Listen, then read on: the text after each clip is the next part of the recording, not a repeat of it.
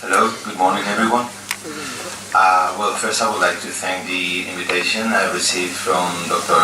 Gaurav Shushan, and in the name of VIT University, I would like to thank the opportunity of being here. To me, it's the first time in Tamil Nadu, in this part of India, and it's not only in professional and academic terms a very good opportunity, but also for an opportunity for me to get to know another reality, not only Delhi and North India, and I'm very happy to be here today.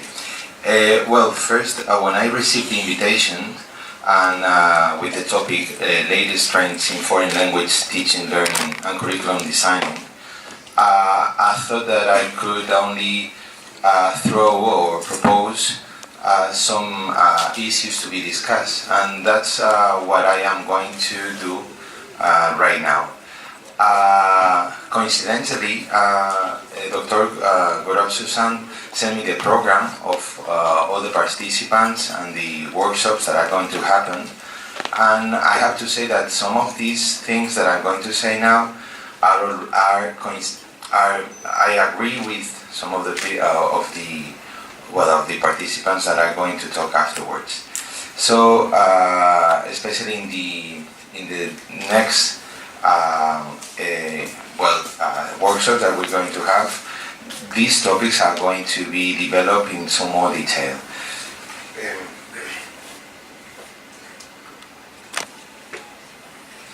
I would like to talk about the evolution and tendency in modern language teaching and learning.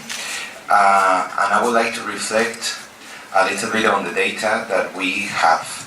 I'm going to show just the data that we have from Instituto Cervantes, but I think it's not only Instituto Cervantes and Spanish learning that is growing, but the interest in modern languages is growing all over India, and can derive some conclusions. I would like to talk about some external needs, which I think about, which is teachers training programs and representativity.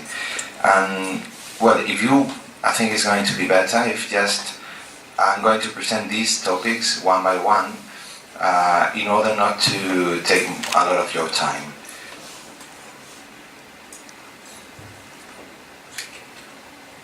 Well, this is the evolution of Instituto Cervantes in the last 5 years. I could say that there's a booming of interest in learning Spanish and also in teaching Spanish, but I think I'm just taking this data here and bringing this not to show off, not to say, okay, we are very good, we're then very, very good. I think this has to do with what is happening in some other languages. I have very good relationship with my colleagues from the Max Muller, the Goethe Institute, and the Alliance Française, and we all have the same impression, and this is that in India there are many Indian citizens who are very, very interested in learning modern languages, not only European, but also Chinese, Japanese. So, language learning is a realm that is really growing a lot.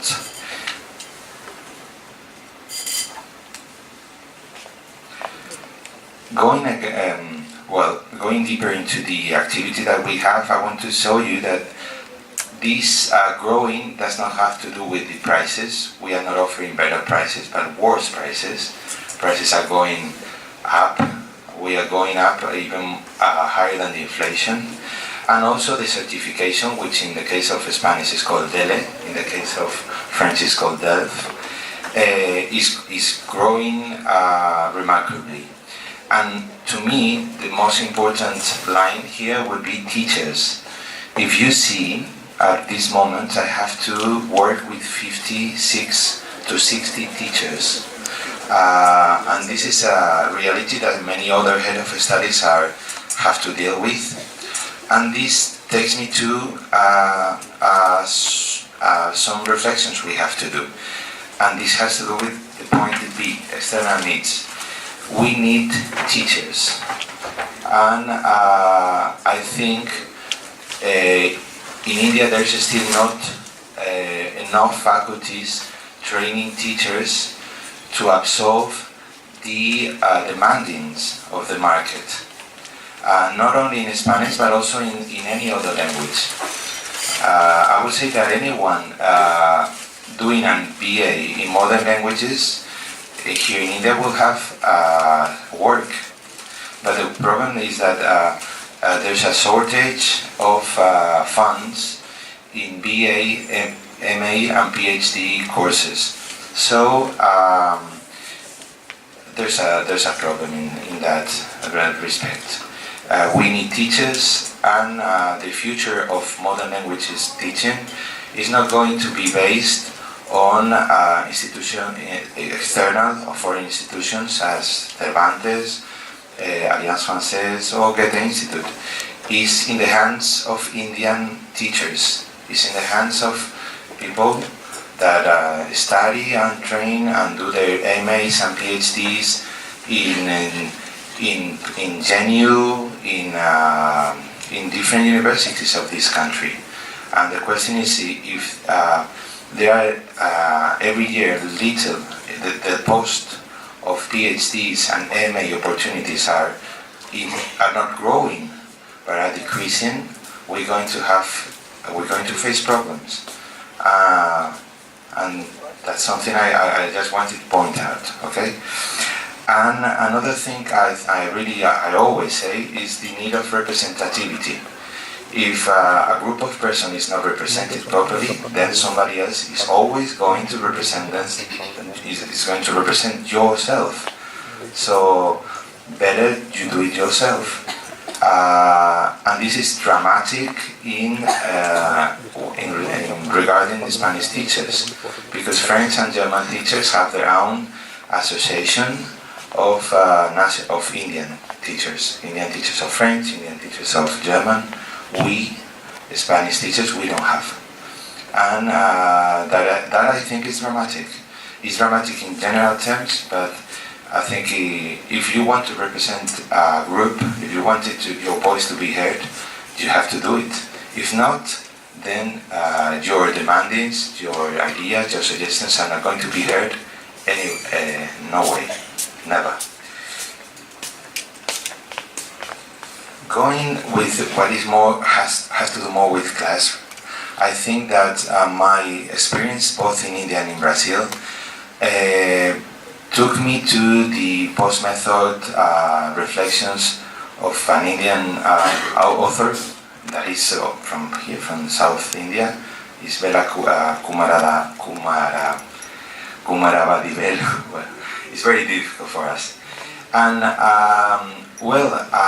to me, I have taken these towards post-method articles and essays that he wrote almost 10, 15 years ago as one of the main tracks to be followed.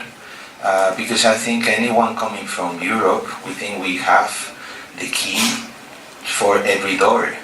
We think that we have the solution for every problem, and it's not like that. We should learn from the perspectives and experiences of other cultures and didactical environments.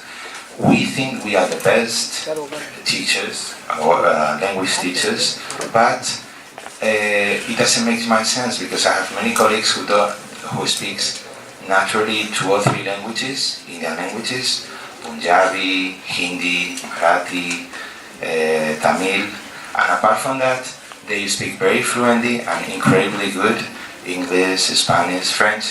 So I would say that in general terms, Indians, you are very good in learning languages. So we should try to learn from you too, okay? It's as it happened to me when I was in Brazil. It shocked me how easy it was for them to learn languages, and from each and every experience I think you have to learn. So here you got this quotation. I'm just going to chat for 10 seconds for you to read it.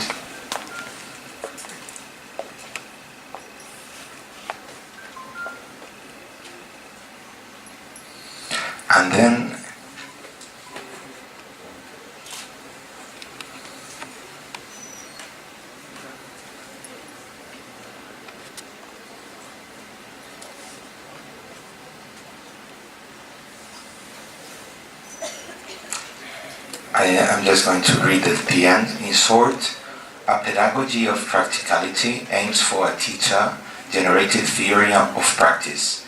This assertion is premised on rather simple and straightforward proposition. No theory of practice can be useful and usable unless it's generated through practice. Okay?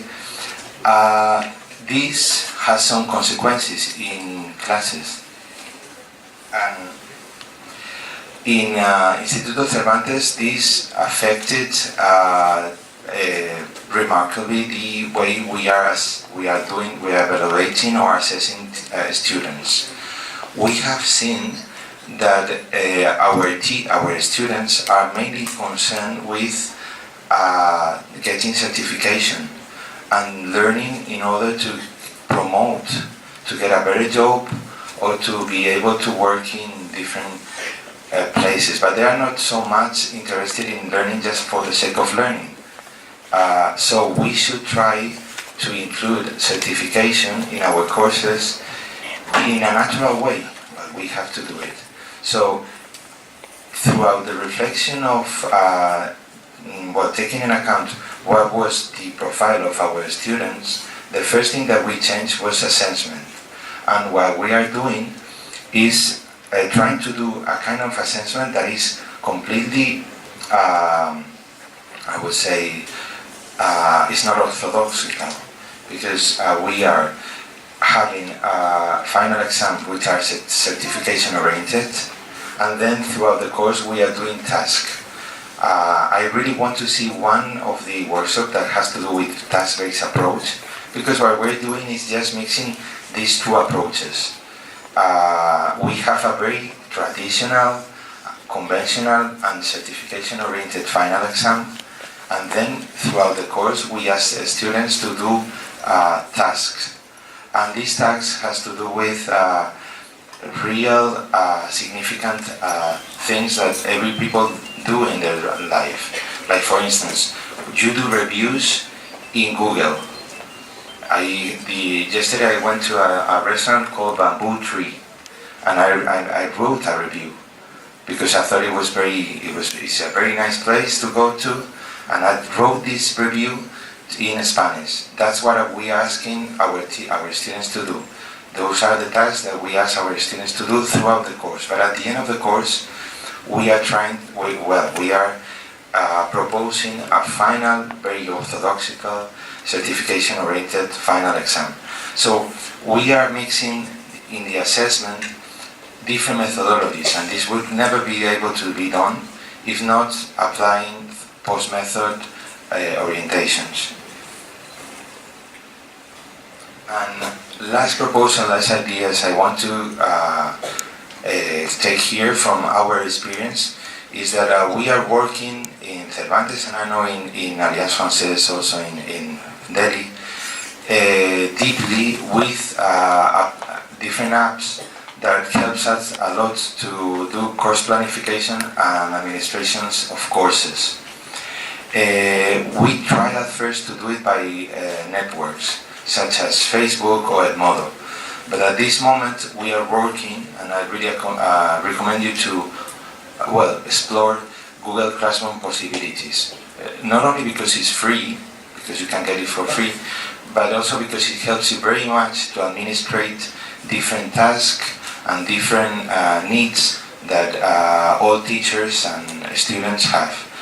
At the beginning of the course, if you design a course and you put all the contents and suggestions and steps into the Google Classroom background, then you're going to be able to repeat and improve that same scheme on the next time you're going to do the same course.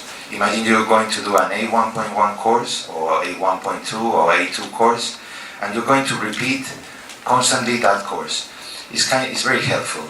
You're going to think that I have some commercial benefit from Google. I don't. But to be honest, we began to work with only B2 courses, and B2 teachers program their course by Google Classroom, and now it's increasing and everybody is doing. So I think it's a very good well, technology is helping us to do things that it will take us a lot of time, if not by technology. And the last thing has to do with Edmodo and what and many other people are going to talk about is we are going, increasingly we find content in the internet that we can bring into the classroom or we can put in the cloud. In our case, we have many different platforms where we have bought a premium account that are helping us to offer those contents. But we have done kind of what is called collective learning environment, which is just to have a collective background or collective directory of elements. For instance, when we look for an infography, we have all our infographies in Pinterest. So all the teachers of Cervantes, but this is shared in many other places, have this directory of images in Pinterest. So when you're looking for a good image to teach one content, then you just have 3 or 4 options already selected. We have playlists in YouTube. We have all these different environments are called collective learning environments, are very useful for you not to be looking all the time for contents, okay? Well, these are my proposals, and I would like just to thank you for your